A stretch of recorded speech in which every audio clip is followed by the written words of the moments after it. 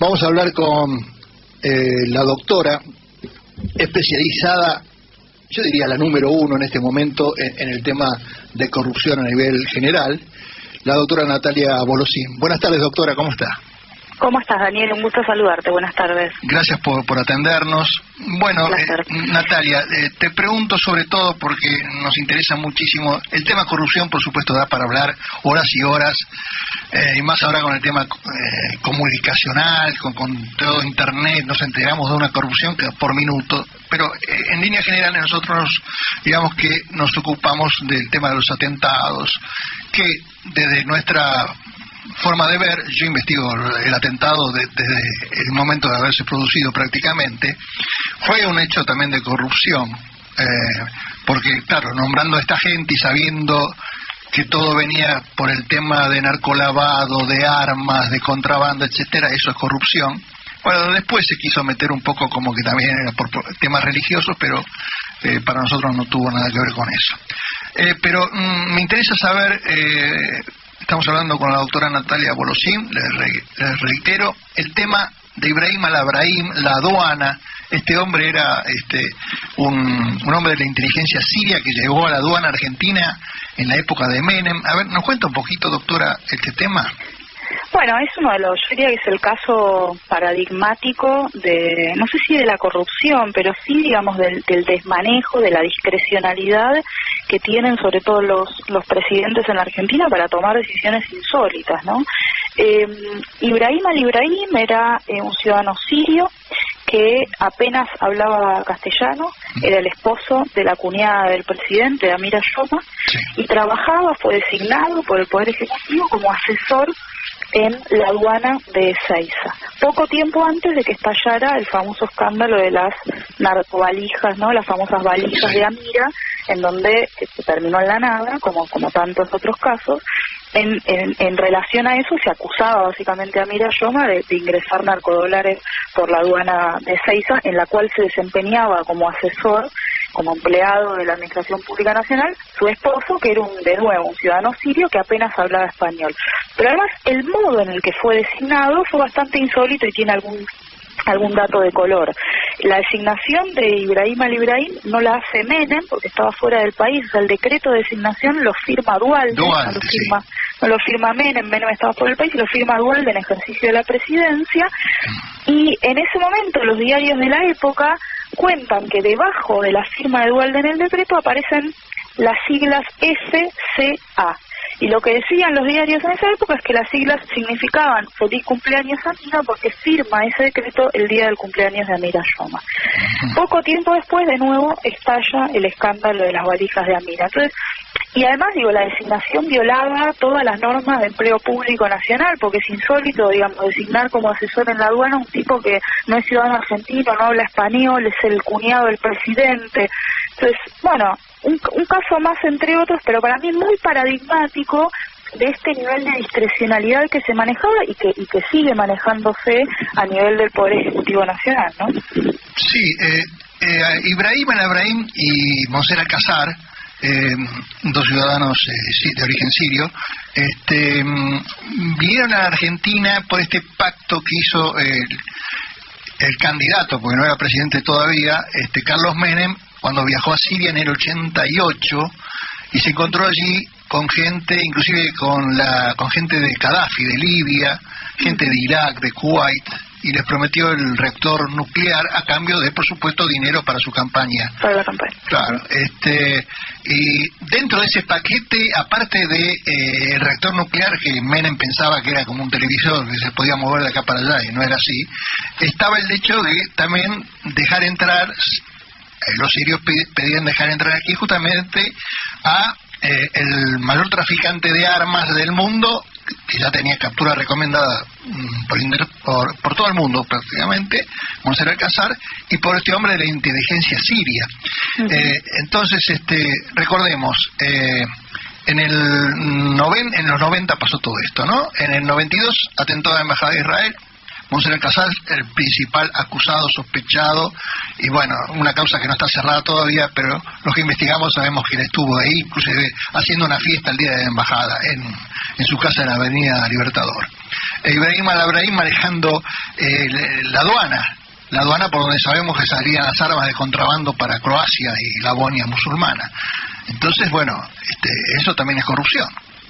Sí, evidentemente, yo cuando uno estudia la historia de la corrupción en la Argentina, el periodo de gobierno de la década menemista tiene esas particularidades de estar muy vinculada a la corrupción en ese tiempo a el delito organizado internacional del más grave, ¿no? Las armas, el narcotráfico, de nuevo, atentados terroristas, etcétera.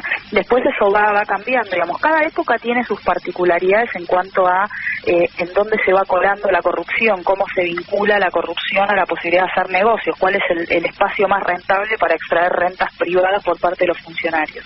Pero sí, efectivamente ese periodo está claramente signado por estas características de vincularse con estos delitos tan graves transnacionales, ¿no? Claro, porque ahora se está hablando mucho, esto, bueno, la gente joven no tiene por qué saberlo, pero los que somos bastante veteranos, nos acordamos que ya el tema del lavado de dinero, y usted lo habrá estudiado, usted es muy joven también, pero más bien que lo sabe, en los años 80 ya venían banqueros ingleses a lavar dinero, especialmente en la provincia de Mendoza y todo eso. O sea que... Sí, la época de los petrodólares también, en realidad que eso termina en los 70 y que luego termina con las crisis de deuda en los 80 de los países de América Latina. Eso también estaba vinculado con el lavado de activos, y el lavado de la corrupción siempre está presente, ¿no? En realidad, nosotros, digamos, de la corrupción argentina se lava ese dinero básicamente donde se lava en general, sociedades offshore, en paraísos fiscales en el Caribe, y luego cuentas en los principales centros financieros del mundo, Suiza, Estados Unidos, etcétera. Pero bueno, cada época está asignada por sus particulares características, porque lo que hacen los funcionarios básicamente es ver de dónde pueden extraer mayores rentas para sus bolsillos, y en esa época, bueno, los negocios estaban ahí, ¿no? En el tráfico de armas, en el narcotráfico, etcétera. Ahora, doctora, estamos hablando con la doctora Natalia Bolosín, ¿cómo se lucha contra esto? Porque realmente esto es un muro infranqueable, es imposible, me parece a mí, luchar cuando hay servicios de inteligencia que trabajan para la corrupción, gobiernos enteros trabajando para la corrupción. ¿Cómo lucha el ciudadano común contra esto? Bueno, a ver, ¿qué se puede hacer, difícil, ¿no? El problema es que en la Argentina la corrupción es estructural, digamos, todos los países tienen problemas de corrupción y en mayor o menor medida y magnitud, pero digamos, y el objetivo nunca es erradicarla, pues eso sería imposible. Argentina, el problema que tiene es que tiene una estructura de corrupción enraizada en el modo en el que lleva adelante su actividad pública y su actividad privada. Yo en mi tesis la llamo la máquina de la corrupción. Yo creo que las estructuras del Estado y del mercado en la Argentina básicamente no están pensadas para generar mayor control y reducir la corrupción. Entonces, todos comen del mismo plato. Pensemos, por mencionar un caso que no tiene nada que ver, pero que va a servir para entender lo que quiero decir. El caso Odebrecht, digamos, la empresa Odebrecht financió buena parte de las campañas políticas de todos los sectores políticos de la Argentina, no de uno, ¿no? Entonces, en la Argentina todos tienen las manos en ese plato, los funcionarios públicos, los dirigentes políticos, los empresarios, los sindicalistas, los medios de comunicación. Entonces, es muy difícil que alguien tenga incentivos para cambiarlo, porque eso sería como cortarse su propia mano, nadie va a cortarse sus propias manos. Sí. Entonces, hay pocas posibilidades de que eso se mueva, porque no conseguimos nunca tener voluntad política para avanzar. Hay muchos gobiernos en la historia que llegaron al poder, digo, este no es el primero, el actual, el gobierno de la Rúa también llegó al poder montado en una campaña de lucha contra la corrupción, y tampoco hizo nada, ¿no? De hecho, tuvo el escándalo de las coimas del Senado. Entonces, digamos, a nivel de... La pregunta para mí más relevante no es qué hay que hacer, porque eso es bastante fácil, digamos, cualquiera que se dedica a temas de corrupción sabe lo que hay que hacer. Yo podría, digamos, quedarme toda la tarde explicándoles lo que dice la literatura y cómo se controla y cuál es el modo, pero el problema no es qué hay que hacer, el problema es si podemos, y la respuesta es, bueno, no, es muy difícil, porque como es estructural, no hay voluntad política de avanzar. Digamos, las deudas que tiene la dirigencia política argentina en materia de prevención de la corrupción, que esto es lo importante, prevenir los hechos antes de que ocurran, las deudas son muy antiguas y muchas, digamos, hay deudas en materia de legislación que tienen más de 20 o 25 años. Algún ejemplo: Argentina hace obra pública con una ley de 1947. y es el único país de toda América Latina y el Caribe junto con Venezuela que no tiene ley de compra de bienes y servicios. Bueno, ese es el agujero negro, la corrupción en la Argentina. Buena parte de la corrupción en la Argentina ocurre por la precariedad de nuestro sistema de compras y de obra pública. La ley de compra de bienes y servicios debió haberse sancionado en el año 92, o sea, es una deuda de 20 y pico de años. La regulación de la reglamentación de la Auditoría General de la Nación mandó a realizarla la Constitución en la reforma del 94 y todavía nos la deben. Los organismos de control y la Oficina Anticorrupción no es un organismo de control, esto hay que decirlo claramente, porque nadie puede controlarse a sí mismo, y ese es un organismo que depende del Poder Ejecutivo Nacional, su titular es designado y removido a dedo de manera discrecional por el presidente, no tiene autarquía, pero no tiene presupuesto propio, etcétera. Bueno, podría quedarme toda la tarde contando deudas. Sí. Entonces, ahí la pregunta que uno se hace es, bueno, ¿por qué tienen esas deudas, no? ¿Por qué este gobierno, por ejemplo, no regula adecuadamente los conflictos de interés? Y bueno, porque sería como cortarse sus propias manos y están plagados de conflictos de interés. Entonces, la pregunta relevante no es tanto qué hay que hacer, sino cómo hacemos para generar, para presionar a los dirigentes, que son los que tienen que tomar las decisiones, para que lo hagan en la medida en que no lo quieren hacer, porque eso sería como cortarse sus manos. Bueno, y la respuesta es como la de todo cambio social que no ocurre por falta de voluntad, hay que elegir bien a la hora de votar, y hay que sobre todo concientizar a la ciudadanía en cuanto a lo que yo llamo las fachadas de buen gobierno, siguiendo una literatura especializada, que es estas a veces herramientas que se muestran como grandes cambios tecnológicos, el gobierno abierto, los datos abiertos, cosas por el estilo que en realidad son puro gatopardismo, digamos, el sistema sigue igual por debajo y mientras tanto nos hacen algún portal web o alguna cosa que no termina de cambiar nada, ¿no? Sí, nosotros dentro de la comunidad judía tenemos esta asociación corporativa, para mí una asociación ilícita de toda la vida, que es la DAIA, que yo antes en el primer bloque estaba hablando de algunas cositas que hizo la DAIA en la época de la dictadura militar, en fin, que fue terrible, ¿no? Con 2.000 judíos desaparecidos, y la DAIA echaba a los familiares que querían saber algo de sus seres queridos. La misma DAIA que hasta el día de hoy no hizo nunca autocrítica de eso, le escapa eso, la misma DAIA que no tiene tribunal de ética. Nosotros en la comunidad judía no tenemos tribunal de ética, entonces cualquiera puede hacer lo que quiere. Es terrible. Bueno, digo, la misma DAIA cuyo ex titular está hoy sentado en un juicio oral y público por haber encubierto un atentado contra la propia comunidad judía, ¿no? Así es, sí. Lo digo como judía, además. Sí, claro.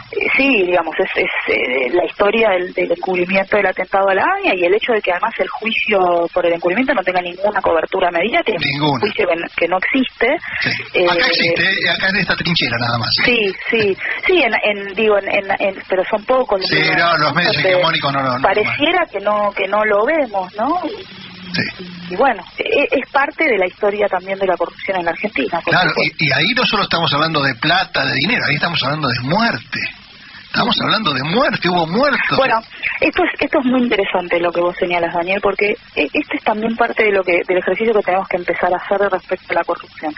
La corrupción no es un asunto vinculado con las virtudes republicanas, kantianas, abstracto, no es un asunto moral, no es un asunto cultural.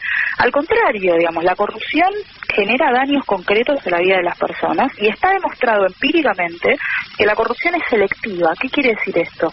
Que daña más a los grupos más desfavorecidos, más vulnerables de la sociedad, a los pobres, a las mujeres, a quienes están detenidos, a los grupos indígenas, etcétera. Entonces, esto es una parte de lo que debiéramos empezar a hacer, y que en la Argentina los organismos públicos no lo hacen, debiera hacerlo la Oficina Anticorrupción, básicamente, que es empezar a medir el costo social oculto de la corrupción y mostrarlo de manera clara para la sociedad.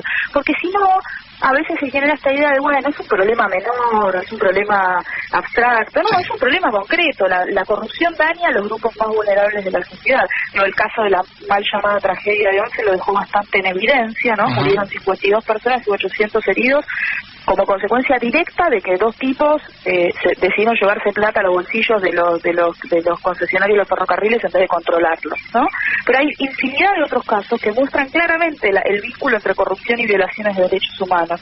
Y el caso AMIA es uno de ellos. Yo di un curso el año pasado en un taller de corrupción y derechos humanos en la UBA, y uno de los casos que mostré fue el del encubrimiento de la AMIA, claro. Justamente. Porque es esto, es otro caso en el cual la corrupción genera muertos. Claro, digamos, de manera directa, ¿no? Sí, y aparte la corrupción está todos los días con las mentiras que vemos que inventan. Por ejemplo, nosotros la semana pasada y la anterior inclusive estábamos acá leyendo comunicados que mandan estos nuevos fiscales, porque ya sabemos que Nisman era un corrupto, sabemos que no hizo nada para investigar, eso ya lo sabemos. Ahora estos nuevos, que se dicen que están investigando de verdad, que están buscando la verdad, que encuentran cosas. ¿Qué es lo que encuentran? Por ejemplo, encuentran ADN de obreros peruanos o bolivianos que son NN en lugar de ADN, porque nadie los viene a reconocer, ni se sabe si son o no son. Aparte de todo lo ponen potencial, ¿no? Serían ADN D, serían D. Todas las semanas sacan algo así. La semana pasada los fiscales dicen que encontraron algo que el FBI tenía, pero que ya no está más, que es un trozo de tela con sangre que se supone que sería del suicida.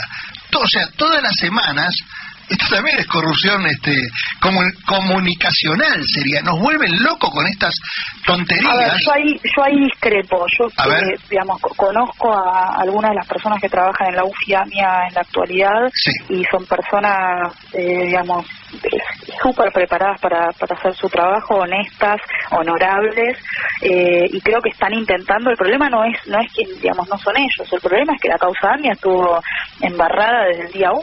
El problema es que la causa se encubrió, que fuimos a un juicio que era una paparruchada, que, sí, nos dijeron a todos los argentinos que sabíamos quiénes habían puesto el atentado a la AMIA. Sí, los policías bonaerenses, claro. Exacto, y entonces es muy difícil, yo no soy especialista, ¿no? Pero tengo la idea de que es muy difícil, o debe ser muy difícil, intentar reconstruir evidencia que desde el día 1 fue pensada para ser ocultada y embarrada. Sí, doctora, perdóneme, pero estos comunicados que hablan siempre potencial, no dando ninguna seguridad. Sí, es que imagino que no deben poder dar esa seguridad, que si pudieran darla lo darían. Pero no es preferible no decir nada antes que decir sí. Sí, a ver, desde el punto de vista comunicacional, yo en eso no voy a discutir, estoy de acuerdo con vos. Yo pero me parece que no imagino que esa es una decisión que esté buscando, digamos, nada en particular. Yo coincido con vos, digamos, si no hay nada para decir, mejor no digamos nada. Pero entiendo que lo que también se quiere mostrar es que hay un grupo de gente que está trabajando, y creo que están haciendo dentro de sus posibilidades lo mejor que se puede para que eso avance. Ahora, yo lo veo como realmente muy difícil que eso se logre, porque, digamos, hubo una decisión deliberada, además de atentar contra la AMIA, de cubrir ese atentado desde el día 1, desde el minuto 1. Entonces, ¿y cuántos años pasaron, ¿no? Antes del atentado ya el encubrimiento ya estaba hecho. Seguramente, sí. Seguramente. Sí, porque ya estaba tomada la línea de Tejeldín, de Rouhani. Bueno, por eso, entonces, digo, es muy difícil, ¿no? 23 años después, intentar reconstruir eso. Me parece que debiéramos cargar las tintas sobre quienes corresponde, que son los que están sentados en el juicio por encubrimiento. Por supuesto, estoy de acuerdo, ¿no? Esto lo hablamos, mire, yo estoy en esto desde que sucedieron los atentados, estamos hablando de encubrimiento, mentiras, etcétera. Ahora, que estos nuevos fiscales me digan a mí que encuentran esquirlas de una tráfico que estalló en la AMIA, en una heladera que guardó la Policía Federal durante 23 años, discúlpeme, doctora, yo no lo puedo creer. Sí, resulta increíble, ¿no? Bueno, y es lo que saca como comunicación. Sí, yo no soy especialista ni en el atentado de la AMIA ni en lo que debe implicar una investigación criminal tan compleja en un caso así. Lo que sí puedo atestiguar es que la gente o algunos, por lo menos que yo conozco, los fiscales que trabajan en la UFIAMIA son gente de bien, que trabajan, que son honrados y que están poniendo todo lo mejor de sí para que esto pueda avanzar. Pero bueno, de nuevo. Sí, viene de muy arriba el encubrimiento, de muy arriba. Sí, incluso. Y creo que todavía no lo terminamos que como sociedad tampoco hemos, digamos, no hay un acuerdo, digamos, en el marco de la sociedad argentina en cuanto a la importancia que tuvo eso. Es como que, bueno, se hizo un juicio, fue una paparruchada, ahora ya está, y entonces estos van a juicio y ni hablamos, porque resulta que es gente que podría poner incómoda a algunos, y entonces no hablamos, de Tino Palacio no hablamos, de Veras no hablamos, de Metro no hablemos. Sí, pero esto sí que yo lo veo muy claro. Esto es porque de entrada los encubridores lo hicieron muy bien. De entrada quisieron decir, y hasta el día de hoy la gente, muchos lo piensan, que esto fue un atentado terrorista islámico, o sea, por temas religiosos o étnicos, cuando esto no tuvo nada que ver con eso. No, de todas maneras, y esto lo digo como especialista en nada, lo digo como ciudadana argentina y como judía, yo ahí tengo una pequeña discrepancia. Yo creo que más allá de si esto estuvo vinculado o no a los negocios y demás, efectivamente lo que ocurrió fue un hecho de atentado contra la comunidad judía argentina, digamos, más allá de si estuvo o no motivado por eso, desde el punto de vista jurídico, dice, mire, pusieron una bomba en la mutual judía de la República Argentina, no la pusieron en la mutual. Sí, en uniones de benevolencia. Yo eso lo entiendo. ¿No? Ahora, si pensamos, para mí, yo estoy seguro, la bomba no fue a la AMIA, sino a la DAIA que estaba allí, ¿no? En el 5º piso. Y fue por los desmanejos del lavado de dinero de Rubén Beraja. Entonces, no fue contra la comunidad en general, sino fue contra las personas en particular, que era Beraja, Korach, Cohen, que sí pertenecían a nuestra comunidad, y ya que está Menem, y bueno, y capaz que le preguntaron a Siria, y a uno decide, bueno, la que está, dale más. Bueno, y después el atentado, presumimos, ¿no? El presunto atentado contra la vida, que termina con la vida del hijo del presidente. Bueno, como una cosa muy muy densa, que yo creo que los argentinos en algún punto, esta es mi sensación muy personal, pero siempre tuve esta idea de que parecía como que dijimos, bueno, no hablemos más de esto, no olvidemos, no, miremos para adelante. Es un tema muy denso de la historia argentina que no terminó, que para mí, además de no estar esclarecido, es una herida abierta, pero que parecía que hay algunos que prefieren no ver. Porque esto fue inventado por estados. Cuando los estados están corruptos, esto inclusive Horacio Verbitsky ya lo mostró, usted lo debe haber visto, el cable que manda el ex premier Rabin a Menem diciendo tenemos que concordar en un culpable, o sea, Irán, que era en su momento el eje del mal. Eso está publicado, la gente, el oyente lo puede encontrar en Google. Entonces, una vez que se dijo que fue Irán, bueno, ahora escribamos todo el libreto para demostrar que fue Irán. Nunca se pudo demostrar nada. Hubo ya iraníes con la alerta roja que estuvieron presos en Inglaterra. Nisman quedó en mandar las pruebas, mandó las pruebas y lo dejaron libre a Soleimanpur porque las pruebas no servían para nada. O sea, pero claro, ¿cómo se lucha contra la corrupción cuando la corrupción está en el techo? ¿No es cierto? Bueno, eso es muy interesante también el tema judicial, ¿no? Porque el hecho de que quien opera, digamos, quien gestiona el encubrimiento es el propio juez de la causa, en el caso estoy hablando de Galeano, y todo lo que ocurre después también, y lo que usted está mencionando, lo que vos estás mencionando, da cuenta también de uno de los grandes problemas que tenemos para luchar contra la corrupción en Argentina, que es que el Poder Judicial forma parte del problema. Ahora, le pido, doctora Bolosín, un segundito, tengo que ir una tanda. En 2 minutos la seguimos porque este tema de Poder Judicial y los encubrimientos son fundamentales para nosotros. ¿Me espera un segundito? Sí, cómo no. Muchas gracias, doctora. Seguimos con la doctora. ¿Está en el aire? Sí. Sí, acá estamos. No, a ver, digo, por eso, es muy difícil pensar en que un país con corrupción estructural pueda luchar contra la corrupción en la medida que el Poder Judicial forma parte de ese problema, ¿no?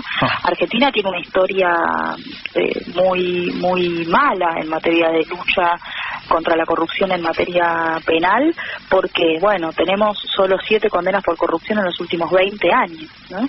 Las causas de corrupción en la Argentina demoran un promedio de 14 años, promedio, algunas duran 20 o 25, tardan una década en estar en condiciones de ser elevadas a juicio, es decir, no llegan nunca a juicio, y en general prescriben, ¿no?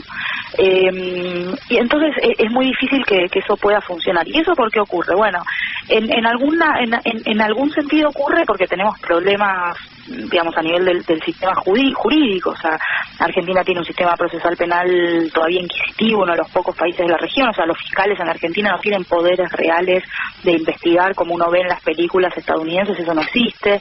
Los acuerdos de delación premiada son una novedad y todavía estamos discutiendo si sí, si no.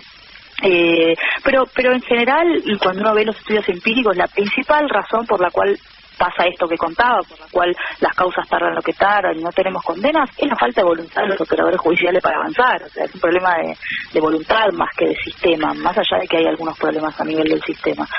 Pero el problema en realidad va más allá del Poder Judicial, porque este es una de las razones por las cuales creo que seguimos sin poder luchar contra la corrupción en la Argentina.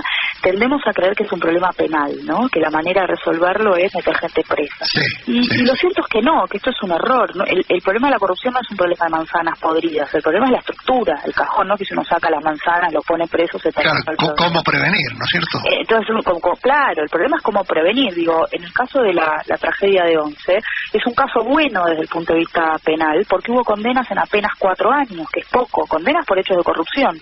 Jaime y Schiavi fueron condenados por fraude a la administración pública, digamos, además de por las muertes. Y sin embargo hubo 52 muertos y 800 heridos. La pregunta es cómo hacemos para llegar antes. Ahora, discúlpeme que la interrumpo un segundito, doctora. Yo estaba pensando, se me cruzó por la cabeza Claudio Abruj, ¿no?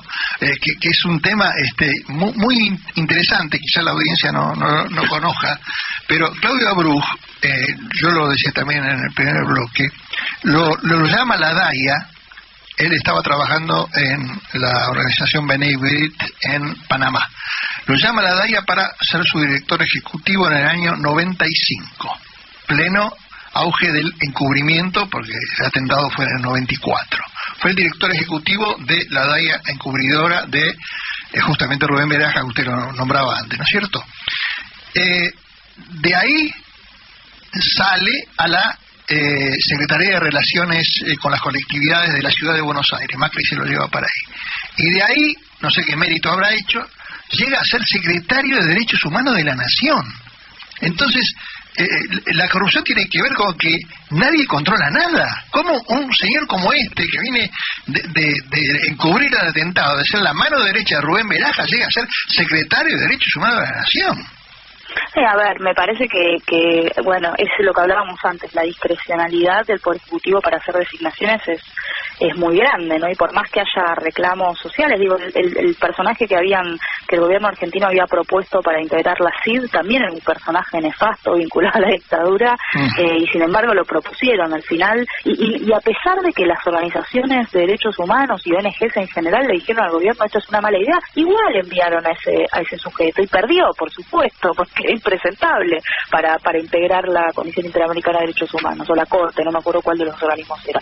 Pero bueno, es la discrecionalidad que tienen, yo no conozco el caso de Abruj, lo que vos estás mencionando, pero digo, es la discrecionalidad que tiene el Poder Ejecutivo para hacer designaciones sin ningún tipo de input por parte de la sociedad civil, digamos, no existe en Argentina la participación ciudadana para determinar la integración o la designación de determinados funcionarios. Tampoco se requiere acuerdo del Senado para algunas designaciones como en los Estados Unidos, por ejemplo, que los principales secretarios de Estado necesitan acuerdo del Senado, digamos. Uno no podría designar como secretario de Estado un tipo impresentable o algún otro secretario importante porque no pasa el filtro del Senado, eso en Argentina no existe. Es de nuevo lo que decíamos antes, el hiperpresidencialismo argentino, que yo creo que conspira contra la lucha contra la corrupción. En la medida en que vos concentrás poder, bueno, generás más oportunidades de extraer renta, ¿no? Ahora, digamos, estamos hablando con la doctora Bolosín, Natalia.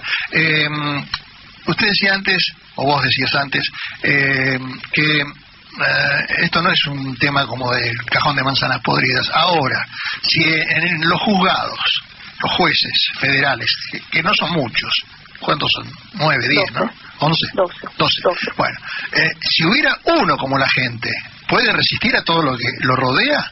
¿O es toda una camarilla? No, porque el problema es el sistema también en cuanto al tema de los jueces.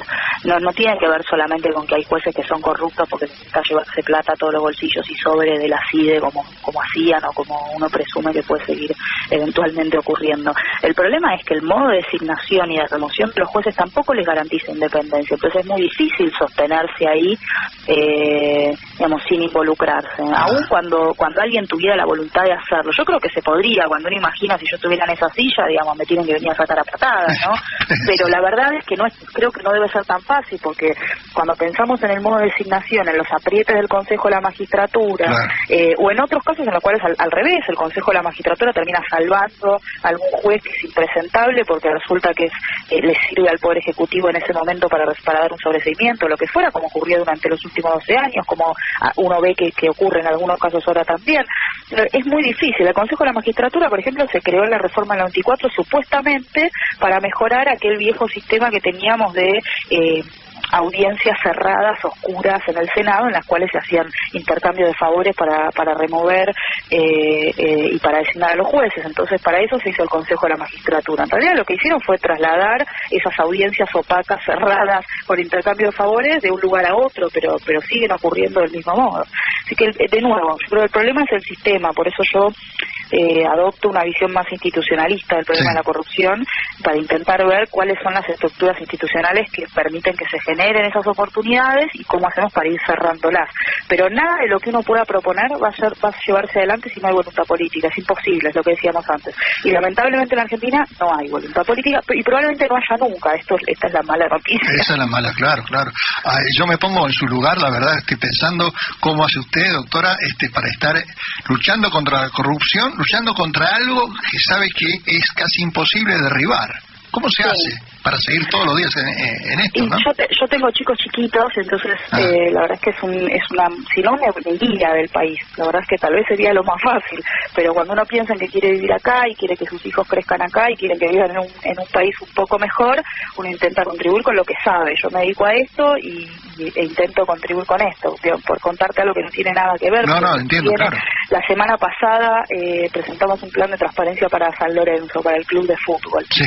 Yo lo hice ad honorem, yo soy de Boca, me había encantado hacérselo a Boca, pero en Boca no voy a encontrar ninguna voluntad seguramente. En este momento no. En un programa de transparencia. Me convocaron quienes tienen intenciones de hacerlo en otro club y voy y lo hago. Y pienso que estoy dejando una contribución para que en un lugar muy pequeño, pero vinculado a negocios muy importantes en la Argentina, como es el fútbol, pueda haber algún cambio, ¿no?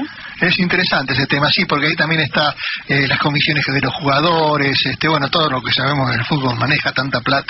Sí, esta es una idea del presidente Leme, ¿no? Lame. Sí, yo supe que usted estaba ahí. Bueno, ojalá en mi querido Boca Juniors también alguna vez la dejen entrar a ver si se puede arreglar algo, a pesar de que ellos dicen, por lo menos el presidente dice que le va bárbaro finanzas a Boca, ¿no? Y está muy bien, yo ojalá que así sea, pero lo importante es rendir cuentas de eso, ¿no? Cuando uno administra dineros que no son suyos, como es el caso de los dirigentes de fútbol o de los funcionarios públicos, lo importante es todos los días rendirle cuentas a la sociedad de lo que uno está haciendo con su dinero. Bueno, ahora le hago una pregunta difícil. La última, ¿no? Sí, digamos, la última. Es medio difícil, pero bueno, usted me va a saber responder. Usted estuvo hace poquito, en junio, en una marcha. Una marcha, ¿no es cierto? En esa marcha había gente, digamos que a mí no me gusta para nada. Estaba Waldo Wolf. No, a mí tampoco. No sé si en el caso de Wolf, no sabía qué decir Waldo Wolf. No, uno de ellos. En general en la marcha no había gente con la que uno no se sentaría a tomar un café probablemente. A ver, ¿de qué se trataba la marcha y por qué usted estaba ahí? A ver. Es una marcha que se convocó un poco en redes sociales y demás a Comodoro Pi, digamos, para reclamar un poco no sé qué reclamaban los demás, yo sé por qué fui yo, ¿no? Era una marcha contra la corrupción y era una marcha en las puertas del Comodoro Pi. Perfecto. Cuando yo pensé en si iba a ir o no, la verdad es que lo dudé, porque efectivamente ya se sabía que algunos de quienes iban era gente con la que uno no quiere tener demasiado que ver, ni quiere uno quedar pegado a Cecilia Panza, ¿no? Sí. Claro. por mencionar a uno. Claro.